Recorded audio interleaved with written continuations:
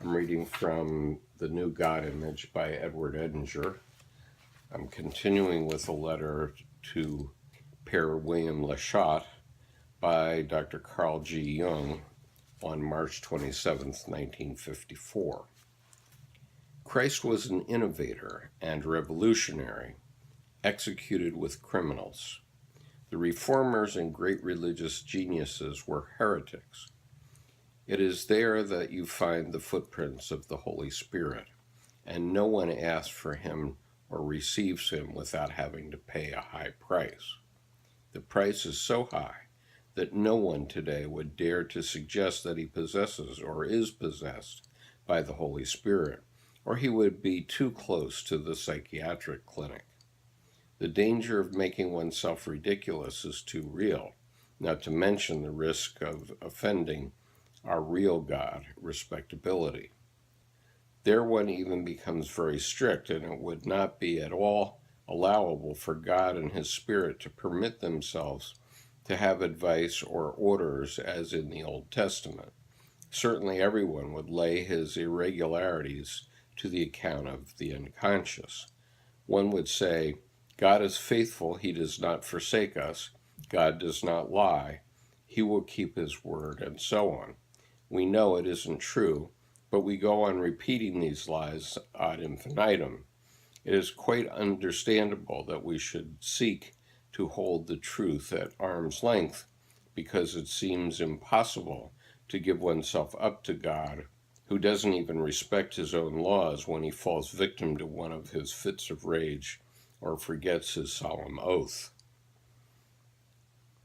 When I allow myself to mention these well-attested facts, the theologians accuse me of blasphemy, unwilling as they are to admit the ambivalence of the divine nature, the demonic character of the God of the Bible and even of the Christian God.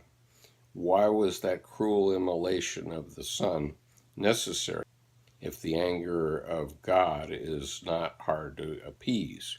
One doesn't notice much of the Father's goodness and love during the tragic end of his Son. True, we ought to abandon ourselves to the divine will as much as we can, but admit that to do so is difficult and dangerous. So dangerous indeed that I would not dare to advise one of my clients to take the Holy Spirit or to abandon himself to him until I had first made him realize the risks of such an enterprise.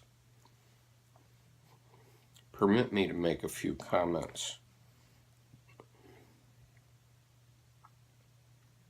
The Holy Spirit is to be feared. He is revolutionary, especially in religious matters. Not at all, perhaps, even religious. Ah, yes, one does well to refuse the Holy Spirit, because people would like to palm him off on us without telling us what this sacred fire is, which killeth and maketh to live. One may get through a battle without being wounded, but there are some unfortunates who do not know how to avoid either mutilation or death. Perhaps one is among these number. One can hardly take the risk of that without the most convincing necessity. It is quite normal and reasonable to refuse oneself to the Holy Spirit.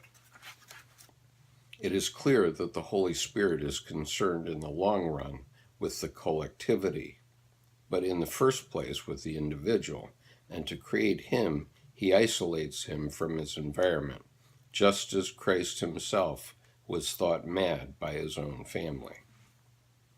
We hope that God is going to pass us by, that we are protected against his injustice and his violence. Granted, the New Testament speaks otherwise, but when we get to the Apocalypse, the style changes remarkably and approximates to that of older times. Christ's kingdom has been provisional. The world is left thereafter for another aeon of Antichrist, and to all the horrors that can be envisaged by a pitiless and loveless imagination.